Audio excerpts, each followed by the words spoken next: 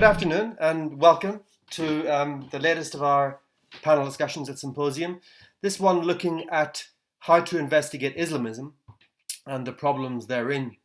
It's a subject which is even more topical in a way after the killing of the teacher Samuel Paty in Paris, but perhaps even more important for us, the subject of fresh controversy over recent New York Times reporting of Islamism after one of its sources for its podcast, Caliphate, a Canadian jihadist, was arrested by the Canadian police and charged with making it all up.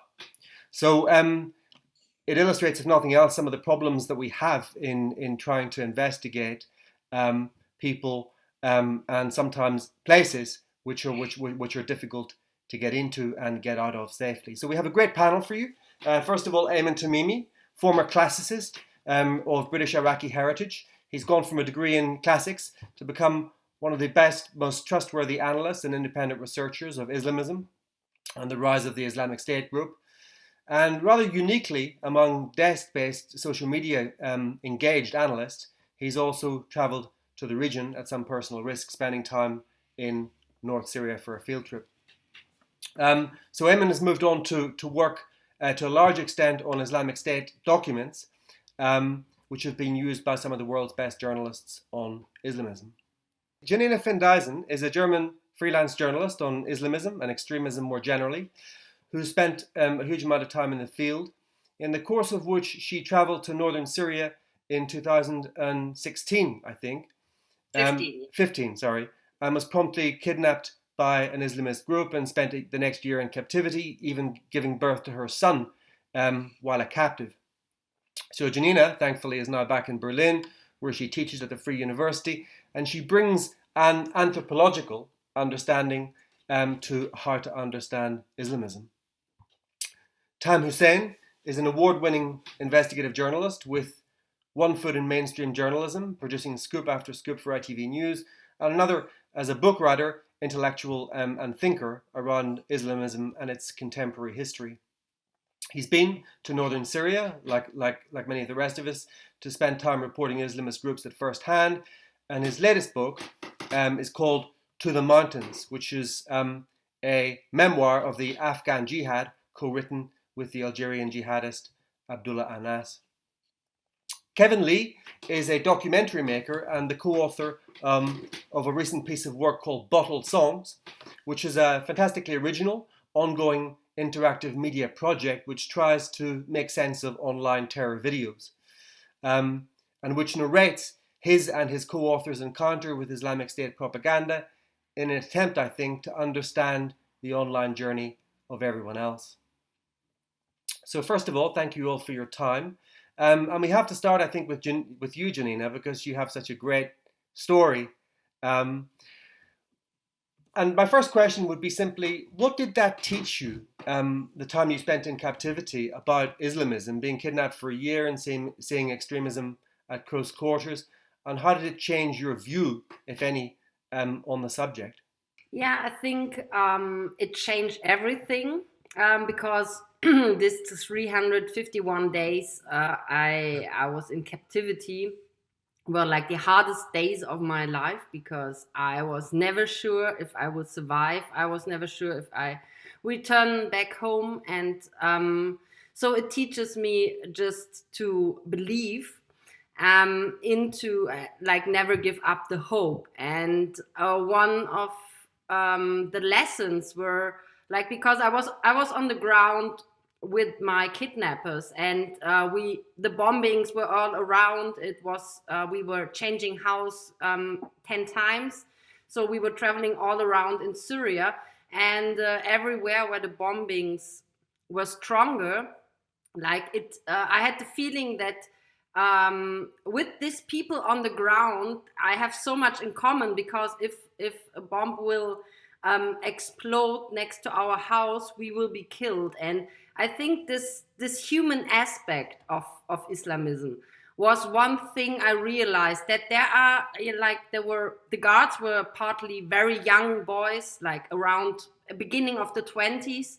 they were also part of this big game, but they were also humans. And I think this possibility to get the view behind kidnappers, behind Islamists, were just, at the end, we have to realize that people can change because of the circumstances, and you have the power also to still connect with the people, even if they are kidnappers, on a human level.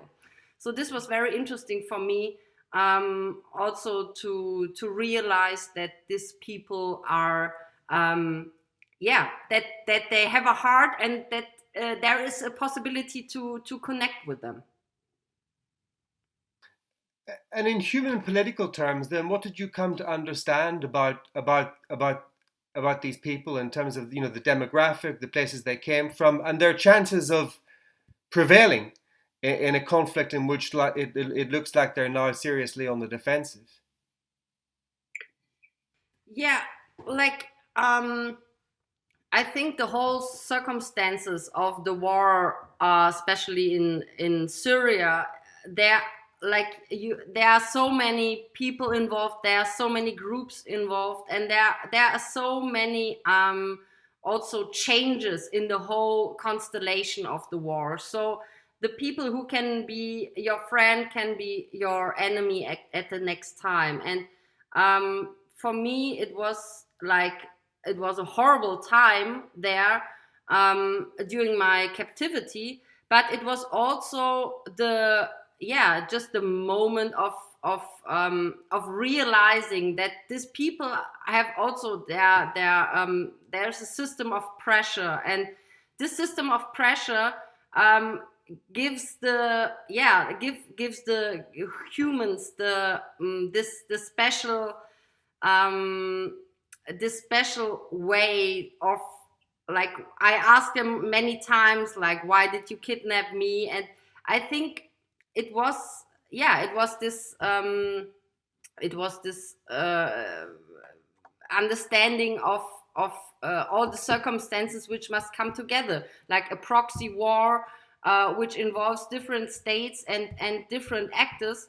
And I think it's you can come as a journalist, but you will be part of this big game, and you are not like you have to realize that you are just a little piece in the whole big game, and you can't change anything. You have to realize that it's somehow impossible to change this whole war. One of the problems that I have in reporting northern Syria, where I've been too, and it's something that Aymenn might identify with, is something as simple as the names of the groups. I mean, you can sit there from your analyst office in Washington and write down the names of 570 groups and then change that list the next day. How far does that take you? I mean, did the people who took you, Janina, did they have a name, and do those names keep changing? Because it seems like so difficult to keep track of the names of groups and subgroups. Yeah, also this was a problem in my case, because I was in the area of Jabhat al-Nusra, and I was invited by a German friend of mine. We went to school together. She radicalized shortly after school, still being in Germany, and then she moved to Waziristan, to the border between Afghanistan and Pakistan. And from there, she moved after 5 years to Syria. So she was part of this group which were in Afghanistan, Pakistan before, and then moving to Syria. But it was every time a problem that they had the Jabhat al-Nusra as a partner, but it was a kind of umbrella organization. So this umbrella organization as Jabhat al-Nusra has a lot of different small groups which are fighting together with Jabhat al-Nusra, but maybe not being on the same, not having the same aims on all levels. So this group which kidnapped me were part of Jabhat al-Nusra, but when they kidnapped me, they tried to split up from Jabhat al-Nusra and try with this kidnapping to build up a new group, because let's say like one kidnapping is sometimes like kidnapping one foreigner is enough to somehow to build your own activities, yeah.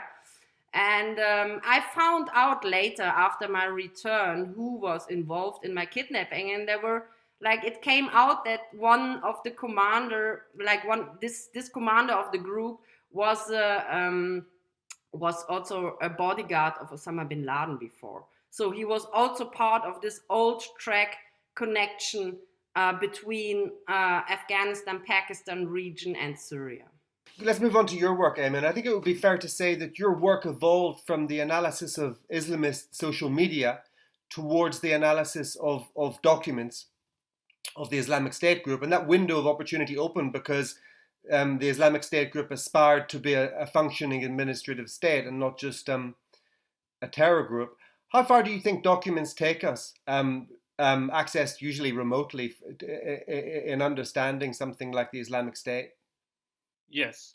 Well, as you note, the documents were really a product of what you could call a unique window or unique historical window in that the Islamic State controlled territory and was administering it through various departments or diwans, as they called them, also commissions, committees, so on and so forth.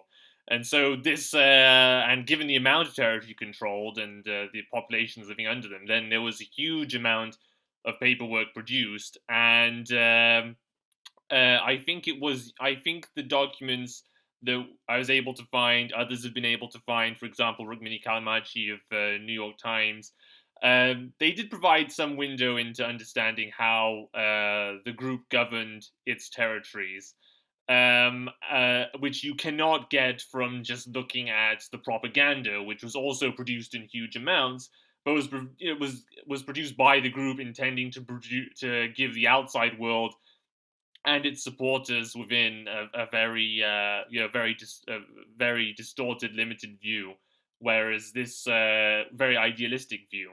Whereas I think documents can provide some kind of counterbalance to that. So if you, for example, actually, if you look at, say, how the Islamic State described its own administrative structure, they listed various departments they had, but one that they didn't list in their propaganda video, the structure of the Caliphate, was the real estate department.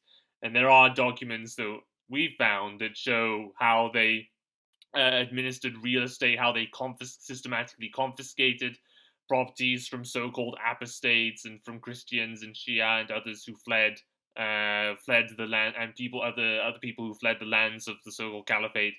So, the documents did provide some kind of window, but I think that one of the limitations is, firstly, to understand that it's very time-specific frame. So I can't really use the documents now to say, well, what's the Islamic State structure like today? Because, well, they don't control any territory anymore. The other thing is, I think it's important not to be too over-impressed with with the paperwork itself, to be too fascinated by it, and to therefore develop this perhaps overly idealistic view of how they governed. I think it's important to take the documents in context, also with interviews with locals, also using perhaps sometimes the propaganda as a means of comparison, but understanding that it's one line of evidence. And I think that one thing to risk is to be too impressed by the terrorists have a bureaucracy kind of thing, because actually, speaking of the northern Syria, we see now you have Jabhat al-Nusra has become this new group, Hayat Tahrir al-Sham, and one of its own projects has been to develop this bureaucracy to administer areas in Idlib and its environs under its control, but through a civilian wing, effectively called the Salvation Government. In general, when you were looking at IS or Islamic State documents, how did you get hold of them, and what steps could you take to verify? Well, this is a good question. So some of the initial documents we were finding actually did come from, say, being leaked via social media in various ways. So, for example, there was a collection of fatwas internally issued, not put out in the official propaganda. But there was this collection of fatwas that was leaked online by someone identifying himself as a member of the Islamic State, and it was a collection, I think, of around 30 or so, or 32. That, if you looked at the fatwas, they give some idea of the kinds of religiously linked questions people were dealing with in terms of conduct of daily life. So, for example, whether they could questions asked about whether it was okay to travel to areas outside the lands of the Caliphate for medical treatment, which suggests that sometimes it was preferable for people to go outside to areas outside Islamic State control to get medical treatment, and the Islamic State actually allowed this sometimes as a matter of necessity, but in principle did not allow it. Also questions, for example, such as on women's dress, people perhaps not too familiar with the regulations or the vision Islamic State had of how people should dress, both men and women. And then later on, actually, also because I'd been to northern Syria, so sometimes when the rebels actually were fighting Islamic State, sometimes when Islamic State would retreat from a certain area, they would sometimes leave behind documents. And I think actually the surest way for authenticity is stuff that they've left directly behind, whereas things, say, that are leaked on social media or are put out by local media outlets and you're not quite sure of the provenance of them, I think can be a bit more difficult to verify. But I think in general, actually, the best way for us to deal with issues of authenticity and trying to verify is really just to put it out there for the wider community of analysts and researchers and journalists to examine. And I think you could see an example, actually, of how a bad way to go about it was with this controversy last year, around a year, so just after the time of Baghdadi's death, when the New York Times had this story about purportedly Islamic State making payments to the Al-Qaeda loyalist group Al-Hurras-ad-Din supposedly to shield Baghdadi in Idlib, because his presence in Idlib and his being killed in Idlib, that was a huge surprise to everyone, I think, who was actually following this. And if you say you weren't surprised, I think you're bragging or you're bluffing about it. But anyway, the point is that while perhaps the line of analysis that could be drawn from the purported documents was plausible, that perhaps Islamic State was trying to infiltrate this Al-Qaeda loyalist group or inserted operatives in there.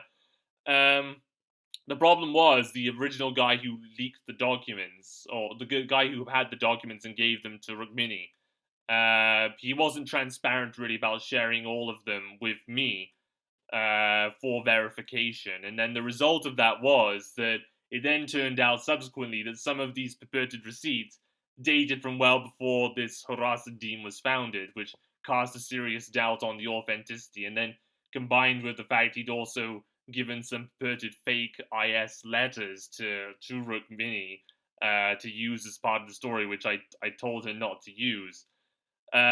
These issues could have all been probably dealt with, I think, if just all the documents had been put out there for people to look at.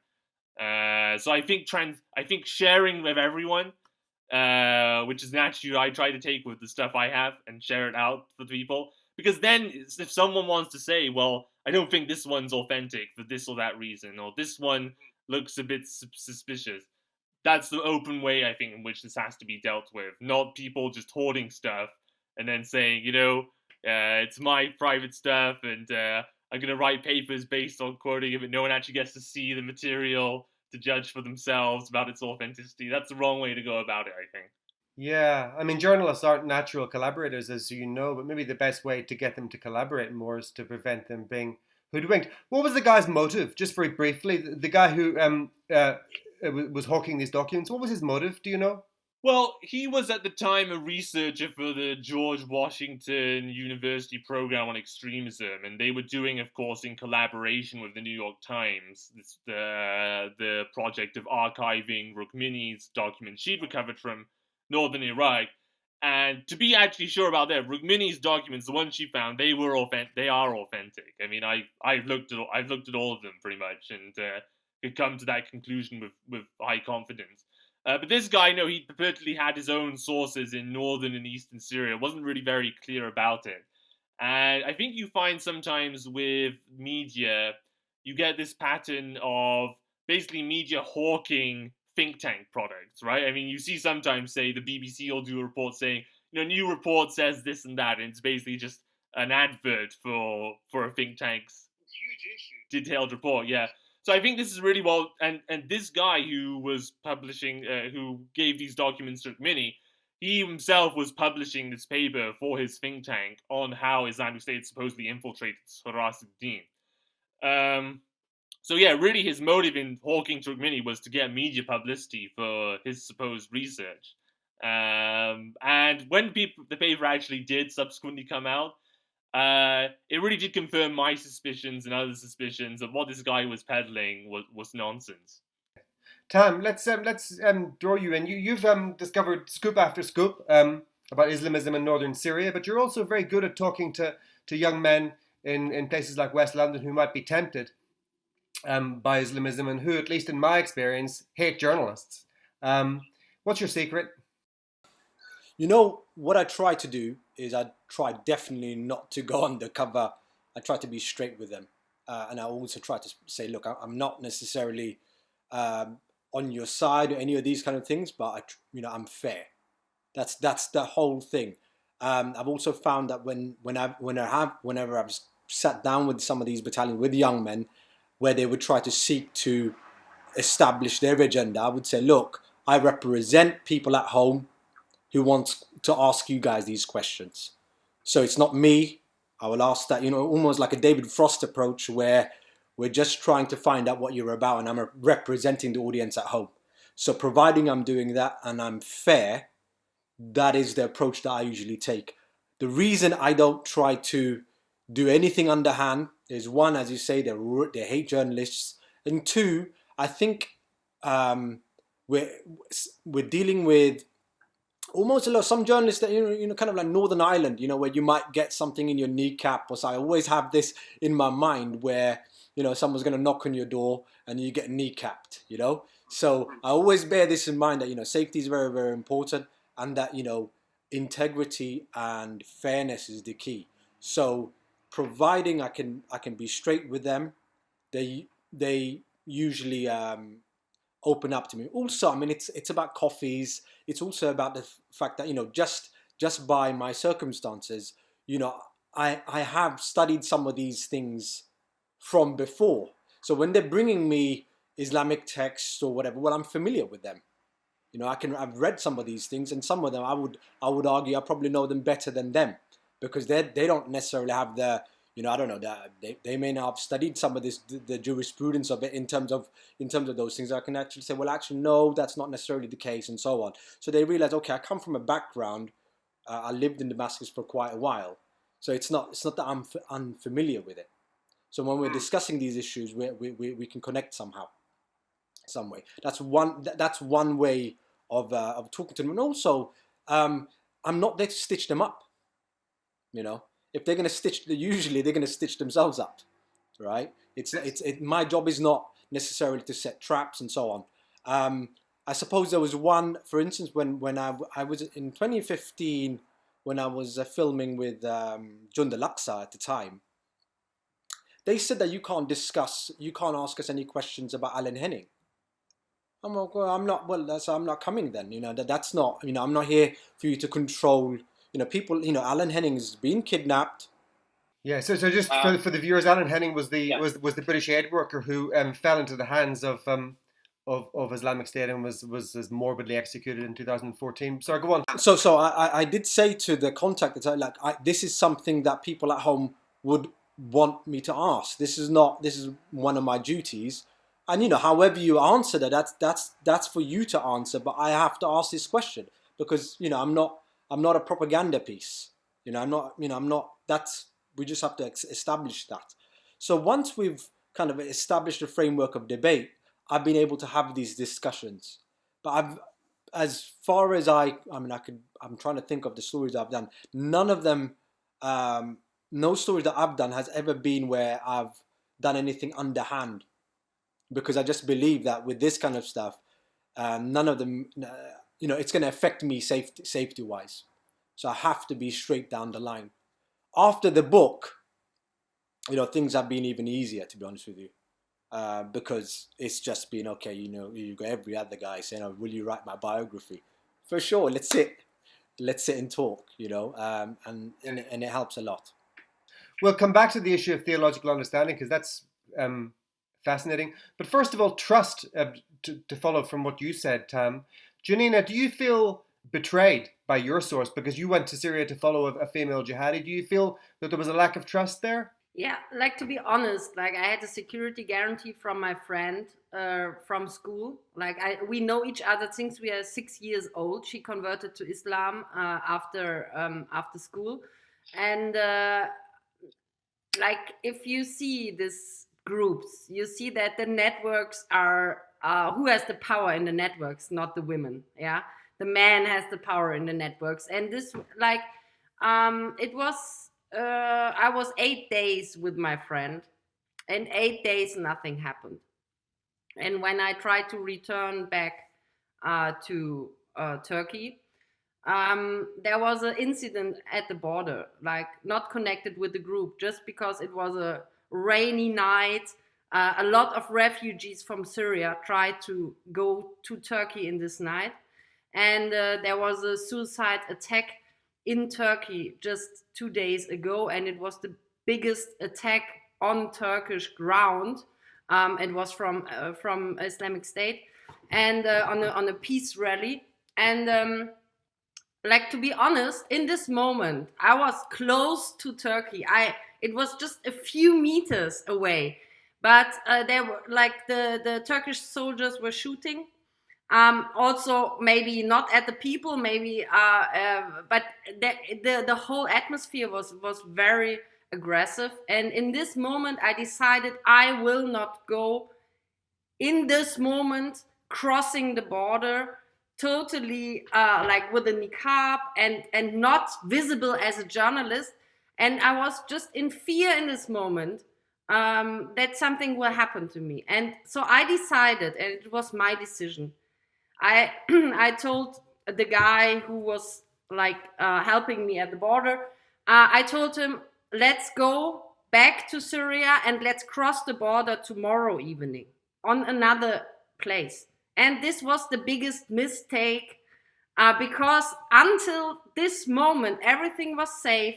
There was a word, there was a security guarantee, and everything was working. But in this moment, I decided to go back to Syria. And what I didn't realize, that this group who gave me the security guarantee were then deciding, okay, she decided by herself, we brought her back to the border, but she decided by herself going back into Syria, so we will kidnap her now.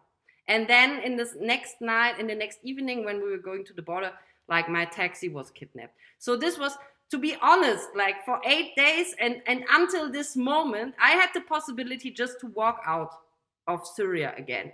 And this, if we talk about my case, I also have to say this because I think it's important when we talk about security guarantees, if we talk about trust, when we talk about journalism, when we talk about Islamism, that in my case, it worked until the moment, until this one moment when I did a mistake. Yeah. And then everything changed, and I feel betrayed for sure because I was 351 days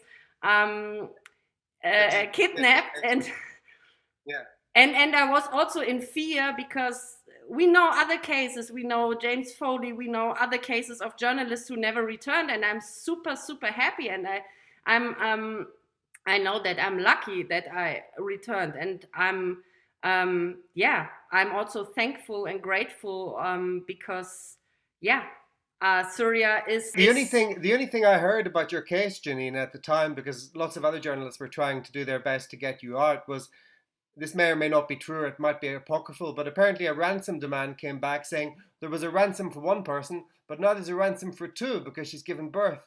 That I'm not sure if that's true. There was a lot of activities from the kidnappers to sell me, yeah. But there was one night when the compound was the compound where I was, like the last house, was attacked by some soldiers of Jabhat al-Nusra, and it was just 2 or 3 weeks ago they split it up, like, so they changed name. Now we know, then they changed name from Jabhat al-Nusra to Jabhat Fatah al-Sham, and this, like, there were 6 soldiers attacking the house, and they freed me.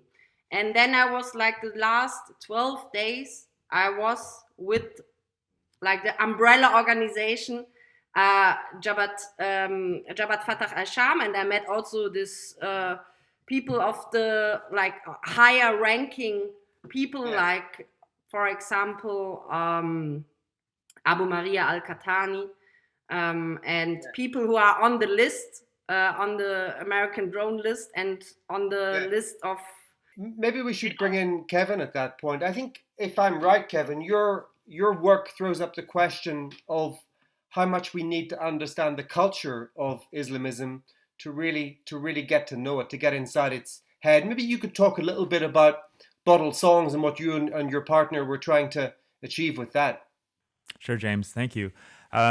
Yeah, it's interesting that you posed the question that way, because I would say that now, yes, the project is very concerned with thinking about the cultural contexts and around this media, but it wasn't like this in the beginning. I'm a bit humbled to be in this company because I would consider myself the least informed about Islamism and Islamic culture among those of us together. My background is film studies. I've been a film critic for many years. I don't know if you would consider that to be a journalist. So again, okay, sure. That's a very generous way of addressing that. So yeah, I got interested in this project along with my collaborator Chloe Galabert-Lenné, because we were both interested in understanding, in applying our film and media analysis background to dissect and understand the workings of Islamist jihadist propaganda. But neither of us would claim to have great expertise in the cultural dimensions of it, which poses an interesting proposition of, can you just analyze these videos purely on formalistic grounds, just thinking in terms of how they operate through various film and media techniques? So we were interested in that angle on one side, and then also in just thinking about being casual spectators, kind of being surrogates for how a casual online spectator would encounter these videos and how they would make sense of them, regardless of what background they have. So we kind of made an inventory. We did an initial research of videos that we found and looked at specific topics that intrigued us. So, for example, Chloe started with a video of this militant named Abu Abdallah Guiton, who was actually a social media star for a while on social media, on Twitter. And we kind of, we became interested in, like, why would she be interested in this guy in the first place? We kind of gave him the nickname of her crush image, and then became this kind of reflection on, how this individual presented himself and the way his kind of rhetorical and self-presentation strategies were meant to target someone like her of a French background. So this video is called My Crush Was a Superstar. And so that kind of set a model for our investigative mode, in which, on the one hand, we are looking at these subjects that we find online and trying to get into their stories, but then it ends up reflecting back on us as spectators. So it's also a way of dissecting and analyzing our own spectatorial mechanisms. What's pushing our buttons? What's making us see and think and desire to engage further? So other topics have been, I looked at the so-called blockbuster film produced by the Islamic State called Flames of War in 2014. And yeah, right. It's up there. It's and I was looking. I was connecting some of its its techniques to the history of propaganda filmmaking, starting from like Leni Riefenstahl and 1930s propaganda films. It's a really odd piece of work. I'm not sure how many of you have seen it, but there's a lot of repetition, a lot of slow-mo effects, right? Yeah, a lot of a whole range of approaches. What I was particularly struck by was this mode of embodied filmmaking, where they're using GoPros attached to helmets to give that sense of first-person experience, which it's almost like being in a video game where you're in a first-person shooter experience. So that's a very effective kind of embodiment effect, like you're there. But on top of that, I analyzed further, putting the whole video in my editing software and analyzing it shot by shot. I noticed that they had these very subtle blinking transitions. So normally in a film, it fades to black and fades back. But on top of that, they added this sort of blinking effect, as if you are watching the film and you are blinking. So that just intensifies this sense of first person. You are there. You are living and experiencing this thing as if it's your own bodily experience. And so to see these kinds of techniques was really fascinating. But I think it just kind of left me in a state of despair that that you have this incredible array of techniques, and that someone who has a considerable media production background would be kind of applying all that talent towards this end.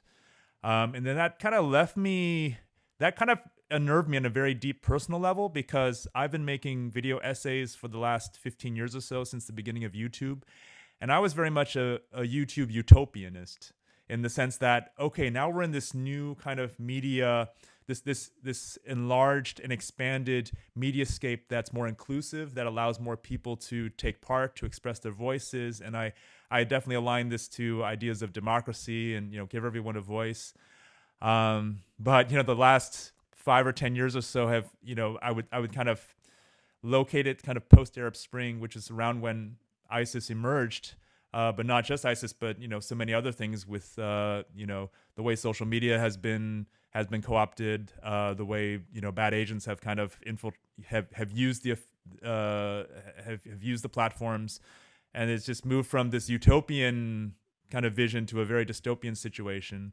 So that's really what I'm primarily interested in now, in trying to understand how we got to this state, and and what can be learned now, especially now that I don't know how we see the Islamic State media in a historical standpoint, because they kind of had their high water period from 2014 to about 2016, and we've kind of gone through a series of crises just in this past year.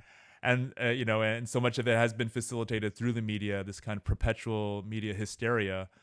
And in that regard, I kind of see it necessary to revisit the ISIS phenomenon from 2014-16 to really kind of hone in on how media hysteria played out in that particular period, because I feel like that is a lasting lesson to be learned in terms of what are the larger kind of media operations that create these moments of hysteria and alarm and sensationalism that just seem to keep perpetuating.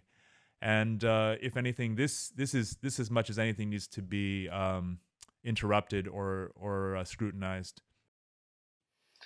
Because one of the arguments when Flames of War was made, that they hadn't actually done any fighting, or they weren't even involved in 2 battles in Syria, and yet they made this amazing Hollywood masterpiece. So that sort of tells you something about the sort of propaganda first operation. But Tam, there are 2 things in a way that emerge out of that. There's the culture of Islamism and Jihadism. There's a wonderful book published by your own publisher. You probably got it on your shelf, called Poetry of the Taliban, which is about the culture of these groups. And then there's quite a different thing of online culture. Maybe you want to talk about how far we need to understand the culture, but also the online culture of these groups to be able to understand them. Can I actually just add to Kevin, because I was actually there when Flames of War was released. Wow. So it was on the day of the release, and I was actually filming these guys looking at the Flames of War. And it was the most bizarre thing to see, because everyone in the town, I was in Saraqib, basically rushed out to the shops to buy to buy data. And then everyone got around as if it was a movie. All of these fighters, and then they just watched it. over and over again. And these were not necessarily guys affiliated directly, at least, with ISIS, but they had, they had some sort of sympathy or connections with them. And it was the most bizarre thing to see, because then they would replay it, share it. It was like something I've never seen in my life. I mean, we were looking at, it was the biggest blockbuster that had been moved. And I was actually told that it was an Icelandic filmmaker who had been involved in the production value of that, who'd lost his life as a result of that. That's what I was told. I'm not sure if that's true or not, but that is what I was told at the time. You can't confirm it, but this is what I was told. Anyway, so this is something I thought I'd just add to it. Yeah, well, that's fascinating because there was so much media coverage of the trailer. And I suppose that's how those kids knew about the film in the first place, because the trailer came out 1 or 2 days before, and it got so much media coverage. But it was fascinating when the actual film was released, there was no media coverage. They it's as if they had caught themselves saying, "Oh, we're just amplifying this, so we need to stop." But from your anecdote, it's like the cat had been let out of the bag, and everyone they were informed and they knew where to find it. Sorry, James. Just to return, then I think with regards to online culture, I mean, in a way, initially I think we were all quite taken back by how social media was influencing a lot of these young people, a lot of the ISIS fighters. That were joining, especially a lot of the foreign fighters. That certainly took us aback. I think there's two things here. I think one thing is that you need to we really need to understand kind of the theological, a lot of that culture that's always going to run through jihadism, and how that is manifested in popular or social media culture. I think those are the two things that one needs to understand. That's something that I personally have found, because I had some sort of background of that. I could sit down and engage with some of these guys when we did discuss, because it's not something that I wasn't necessarily unfamiliar with that. And I believe probably Aymenn's would probably identify with that too, in the sense that because he has some sort of understanding of that when he's engaging with them, it's not hard, if I'm not mistaken. Yeah, I agree. I was saying, in terms of my own engagements with jihadists, primarily actually recently, I know I do primarily do documents, but I also done quite a lot of interviews with them. And relating to an earlier point Tam had made, actually, I think their number one concern seems to be about getting stitched, as it were, one way or another. So that's actually why I make the agreement with them that I'll actually just publish the interview as it is, and then just put it straight up on my blog. And I find that's much easier for me to do in an independent capacity, because I am doing it in an independent capacity, than if I would say, well, I'm doing this as a report for a think tank, which I'm not, or doing it for a news channel, because then they could then start complaining, well, how do I know you'll publish it? How do you know how do I know you won't misrepresent what I say? That's the number one thing I think, issue of trust when it came to engaging with these people in terms of doing interviews. So the end result is I've interviewed quite a number of the factions in northwest Syria. So, for example, Ansar al-Islam. I never got to speak to Jund al-Aqsa like Tam did, but also I interviewed Jabhat Ansar ad-Din, some of the foreign so-called mashayikh who've come to northern Syria, and primarily they do work in dawah and promoting their ideas, like Abu Yaqzan al-Masri, Abu Shuaib al-Masri, and so on and so forth. So yeah, that's actually my main experience in terms of engaging with jihadists and doing interviews with them. I also find, just to add, I always say to them, look, it's never gonna go your way, mate. I always say to them that, look, if you get it 50% going your way, 60% going your way, well, that's, you should look at that as a win. What do you mean in terms of quoting them and all that? Yeah, I mean, in the sense that sometimes if you do a report and say, look, you're never going to get the fourth estate agreeing with you, because part of the fourth estate is to support kind of Western democracy. That's why journalists in a way exist in democracies. So you're not going to get them denouncing themselves. I mean, it's idiotic to think otherwise. So once I explain what the role of the journalists are in Western democracy and what our role is, and kind of say that, look, so you're not going to get us denouncing democracy if that's what you want. I mean, you're not going to get that. Right. Once they understand where we're coming from, I've kind of lined up all of the hidden agendas that exist within that I'm coming to the table with.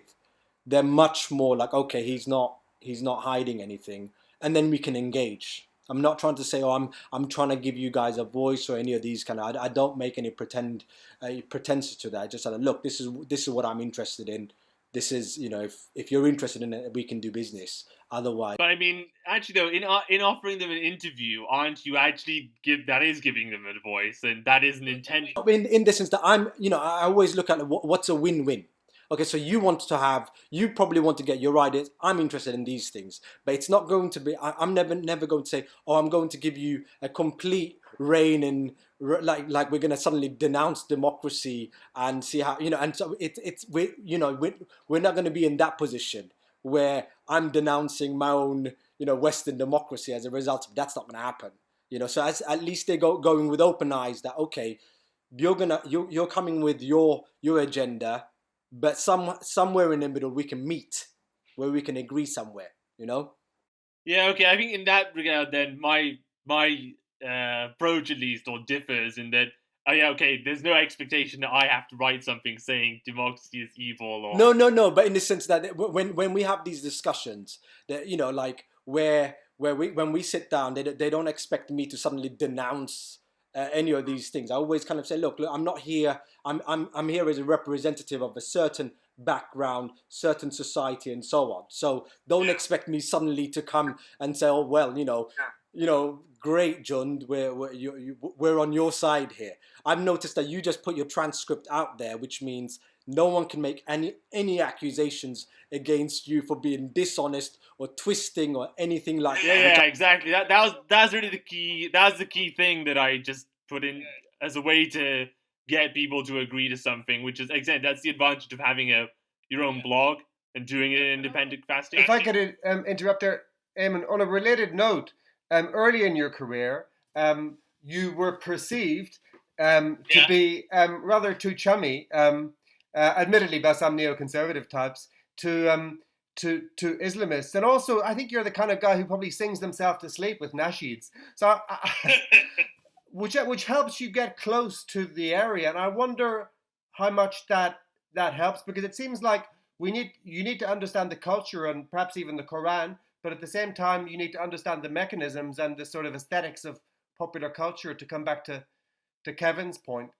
we need both. No, I agree. Yeah, it depends really on who you're talking to. So sometimes when it's speaking to organizations in an organizational capacity, so interviewing a group, which means interviewing the group that it's willing to put something out saying, yeah, this is what we as a group say about so on. Whereas I think Times is somewhat different. It's more about interviewing individuals, if I'm correct. So it's not so much about the cultural thing then, but I mean, there are certain things you understand, like the way you greet people and you say Assalamu alaikum, say Hayat Allah, and say God bless you. And the Arabic language is full of these kinds of phrases that sound very flowery in a way that it just sounds odd. It sounds odd in English to say them. But it just becomes more as just standard discourse and set formulaic phrases in Arabic. But yeah, again, in my capacity, it's more about the main concern is they just want to make sure that I'm not going to go and just selectively quote something or. No, of course, like any other source. Kevin, in terms of online culture, your media project started out as an interactive project, right? So you were inviting chatter. And what did that teach you about sort of online culture in Islam and the journey that people might have towards Islamism online? Right. So in terms of where the work has been shown, it started off in art galleries of all places, which is funny because neither Chloe are visual artists, but we had this residency that was connected to the European Media Artists platform. So we start off in these gallery exhibitions, and it was kind of hard. It's kind of hard to have a dialogue in these spaces. If you go to a gallery, usually someone looks at a work for like maybe a minute or so, and then they just move on. So we were really starving for a kind of dialogue. Eventually, what we settled on, because this project is composed of a series of letters. So each video is a letter that one of us addresses to the other, kind of sharing our investigative experiences and viewing experiences with the other. And we wanted to figure out how we could include the audience in that dialogue. So for this film festival that had an exhibition space back in March, when film festivals were allowed to be in spaces, we actually had this mailbox set up and a writing station where people could write their responses to either of us or to whoever they wanted to address after watching the videos.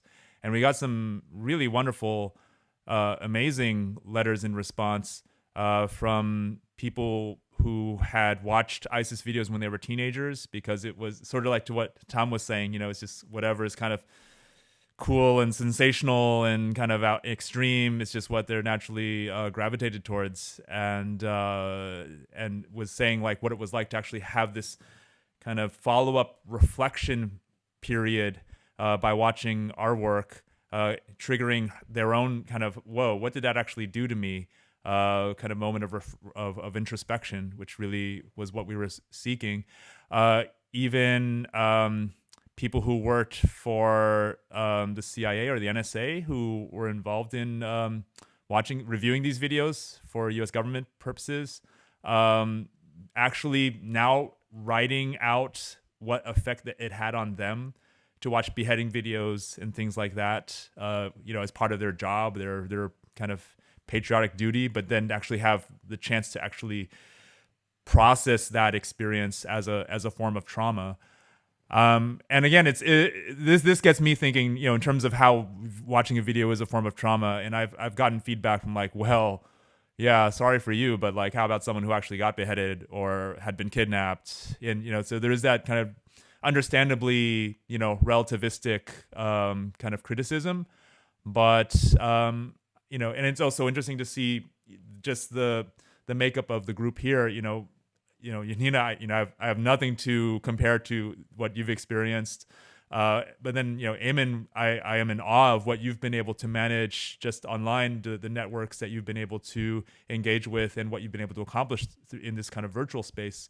So we're all kind of playing a part in this situation, and just seeing how it all fits together is important. And so on my side, it really is taking the act of spectatorship seriously, seeing that as a space that does affect millions of people. Maybe not in some big traumatic like this physical way, but still in terms of kind of sort of microdosing or a trauma that you don't see. Even though it is related to seeing, it's a trauma that you don't see, but it somehow manifests itself later. I've been engaged with this jihadist propaganda research group in Mainz, Germany, and one of their members actually suffered extreme post-traumatic stress disorder and ideations, and had to come up with all kinds of strategies to cope with his job of watching extremist propaganda. Interesting techniques, like when he starts his day, he actually puts on a white lab coat as a way of saying like, okay, now I am entering the zone. It's like putting on a uniform that creates a sort of mental separation from your everyday life, and then this, watching these videos. And also when he watches something that's triggering, he then imagines his friends being with them, even though he would never show these videos with his friends.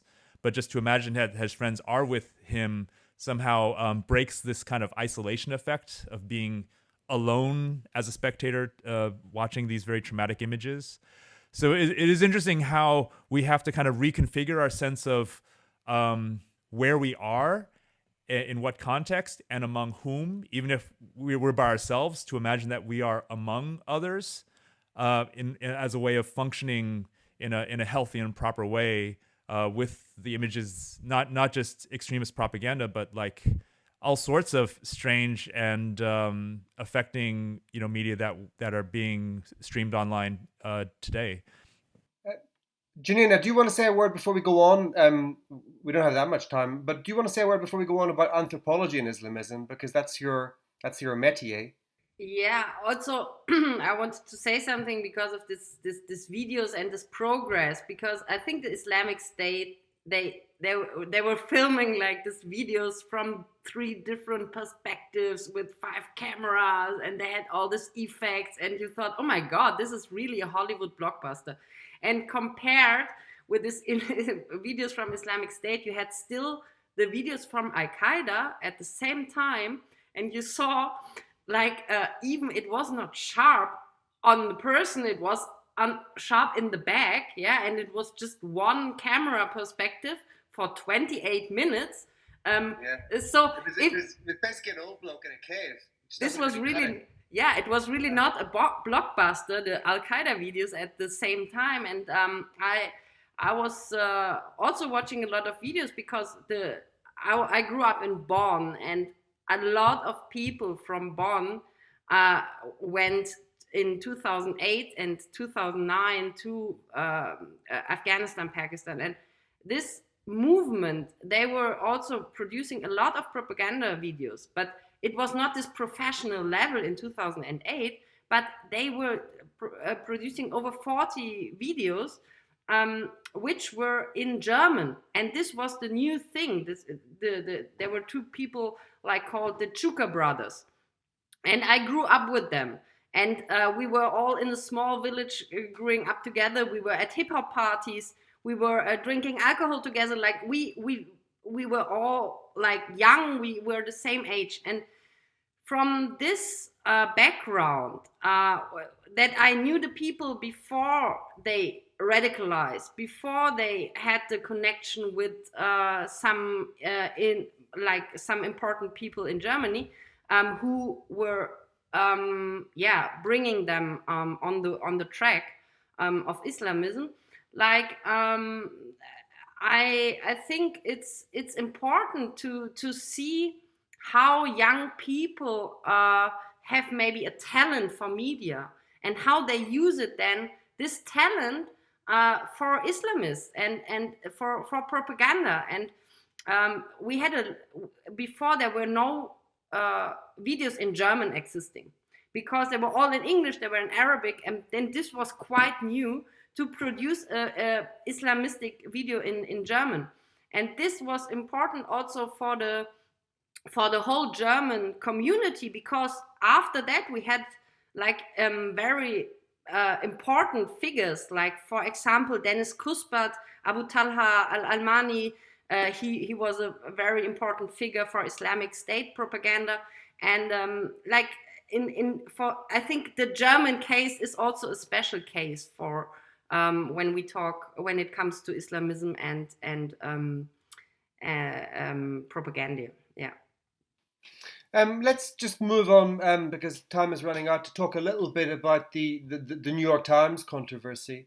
We certainly don't want to be just interrogating Rukmini Callimachi's work or getting involved in some kind of vendetta, but the issue does raise broader questions about how we get to the truth of subject which is so difficult to get inside or access, and in a subject in which in many ways people can say whatever they like, and they often do online. Aymenn, you wrote a very gallant, I thought, and thought-provoking piece defending Rukmini to some extent from an unsightly Twitter pile-on in the last couple of weeks, and pointing out that we all make mistakes.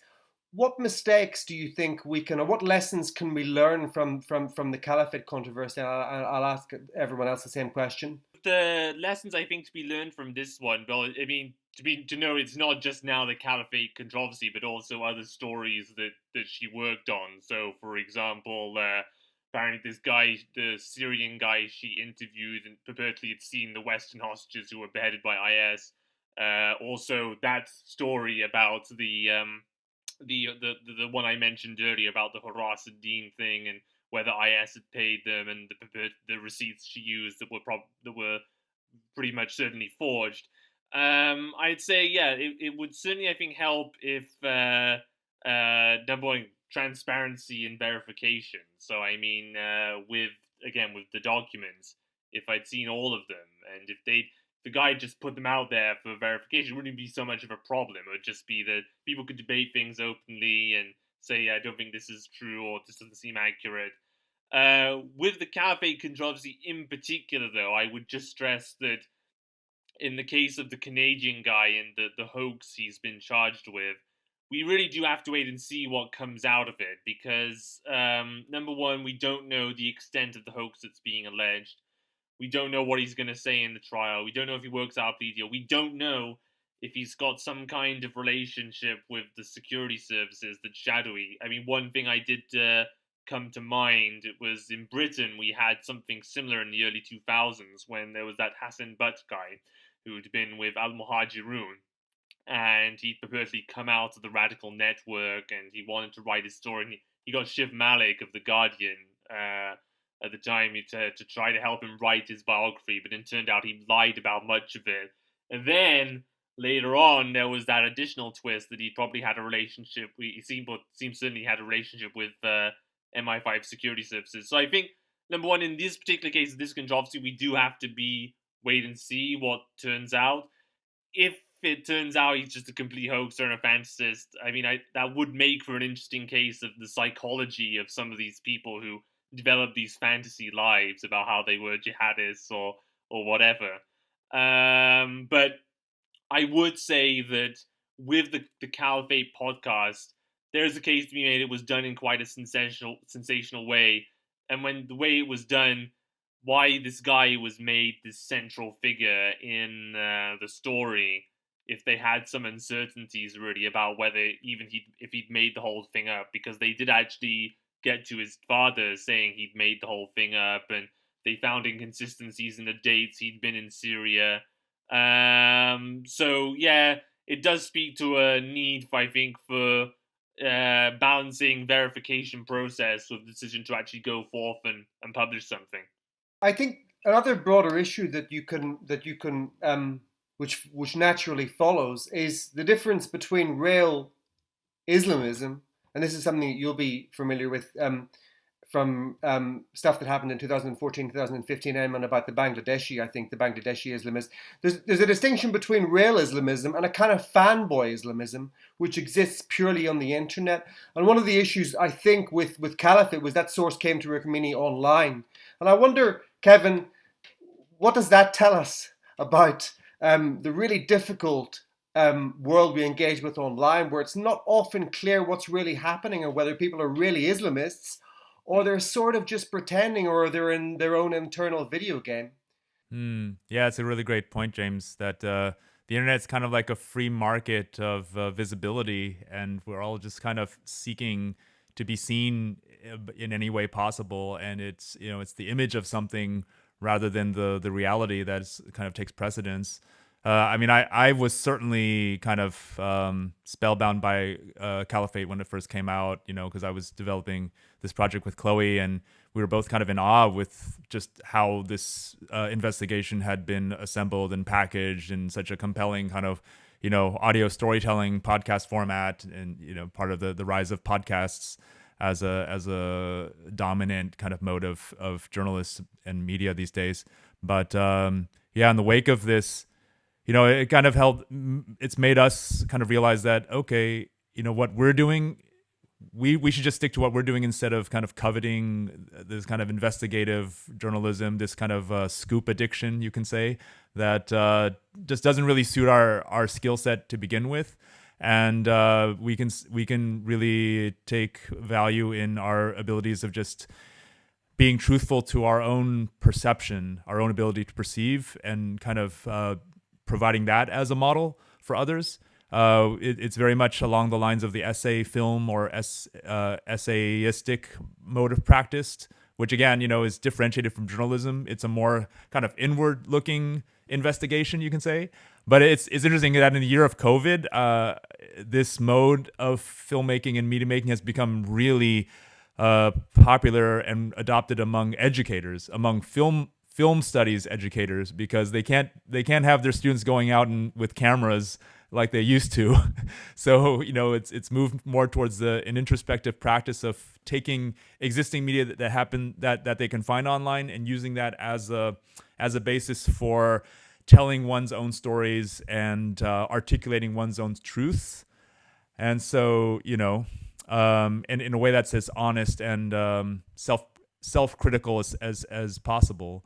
So it really is. It's fascinating that this year has been a year of a lot of sensationalism and just one drama and crisis after another. At the same time, it's been a year of unprecedented introspection in certain areas and certainly in education and certain modes of filmmaking. So I take heart in that. Janina, what do you make of the Rukmini thing, insofar as you're aware of the controversy over there in Berlin, or interested in it? Yeah, to be honest, I paid a high price to get the information firsthand. So I think it's good to go not full risk for your real information on Islamism. So I would suggest, it's even if you make mistakes on this way, trust your online sources and try to verify them. But yeah, I think it's the risk is too high, and it's a big game. And as a journalist, as a researcher, you are part of this game. And when I was wondering actually that, for example, in Germany, we have a lot of cases of Islamists, like the security services are very interested, the public is interested, but the right-wing extremism is much less focused on since 9/11. We nearly forgot about the right-wing extremism. And now, since 1.5 years, I'm also looking at this other side of extremism, and you see also a lot of things which are close, which are similar. You have a masculinity. You have all different kinds of the idea of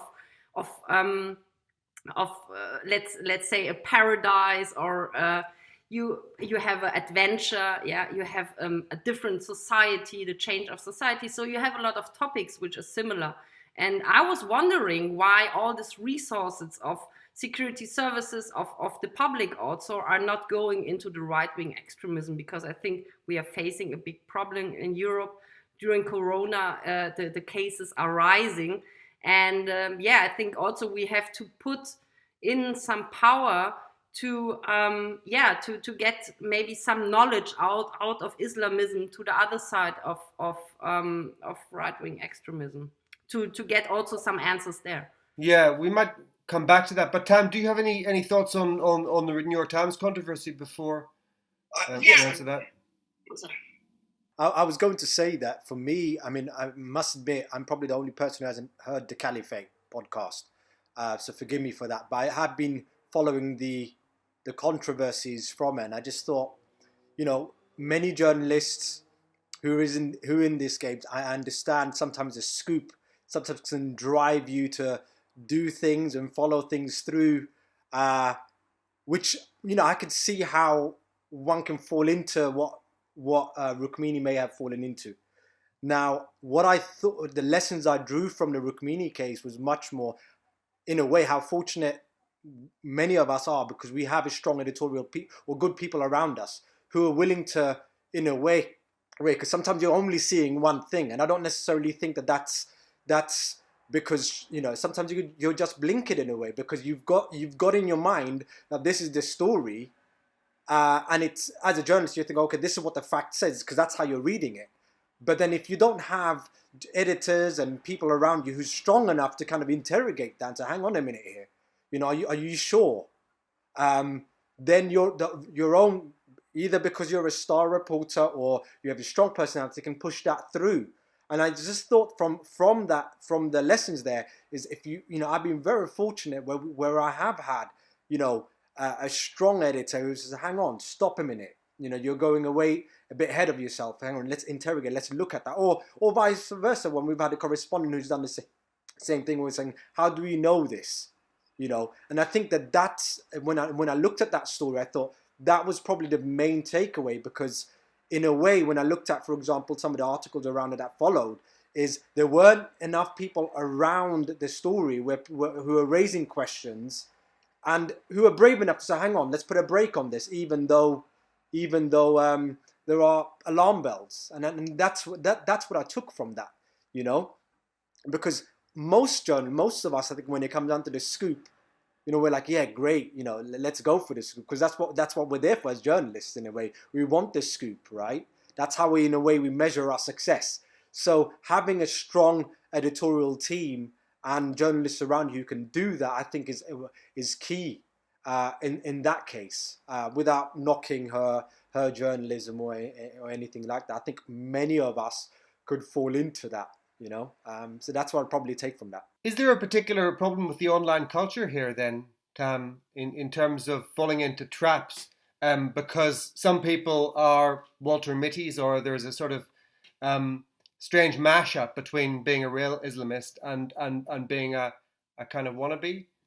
I think you know what, I think that was a point that was raised by a lot of Muslim activists who are actually saying that on Twitter. Be careful of these fanboys, because they're claiming, I mean, that was from the very, very beginning actually. A lot of people were saying that you can't make, because there were some think tanks that were also making data or basing their data on, you know, social media output, and they said, look, you can't base it only on social media. And I think that was from the very, very beginning. So I felt that, I mean, I was very aware that, you know, of the traps, the traps of that. So I mean, obviously online we've got so many fantasists, and especially when you engage with them, you realize, hang on, this guy's a fantasist, doesn't make sense, and so on. So I think that's definitely the case, you know, especially now, because you've got guys just pretending, or, you know, they're hyping up their own game. And I think that we definitely need to be aware of that. And I think that we forget, you know, the old school reporting of hitting the pavements and being at the place where we're, hang on, what's the real situation? Because I think Aymenn was also saying documents can give you one sense, but at the same time, when you're on the ground, it's a different picture. And I think that we need to also go back to old school reporting, like the old school journalists, where we're just looking, hang on, this is what we're seeing, this is what it is as well, and combining those resources to give accurate information and stories. It's a bit like those young Islamists who went all the way to the Islamic State because they were impressed by Flames of War, only to realize it looked like a very bad version of Elephant and Castle. Anyway, I think we need to wrap it up there, much as we could continue the discussion for a long time. Thank you so much, Aymenn, Tam, Kevin, and Janina, for a fantastic conversation. We're extremely grateful, and we hope you'll keep in touch. Thank you, James. Thank you very much. Not at all.